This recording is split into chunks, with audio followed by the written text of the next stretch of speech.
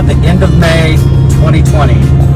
It is raining, it is snowing, I have hydroplaned, and it's just kind of